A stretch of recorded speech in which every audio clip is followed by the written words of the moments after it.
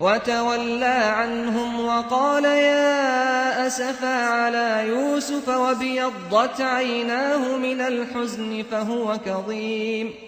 قَالُوا تَاللَّهِ تَفْتَأُ تَذْكُرُ يُوسُفَ حَتَّىٰ تَكُونَ حَرَضًا أَوْ تَكُونَ مِنَ الْهَالِكِينَ.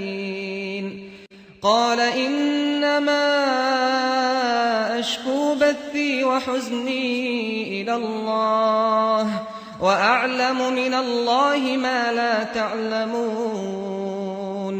يَا بَنِيَّ اذْهَبُوا فَتَحَسَّسُوا مِن يُوسُفَ وَأَخِيهِ وَلَا تَيْأَسُوا مِن رَّوْحِ اللَّهِ إِنَّهُ لَا يَيْأَسُ مِن رَّوْحِ اللَّهِ إِلَّا الْقَوْمُ الْكَافِرُونَ.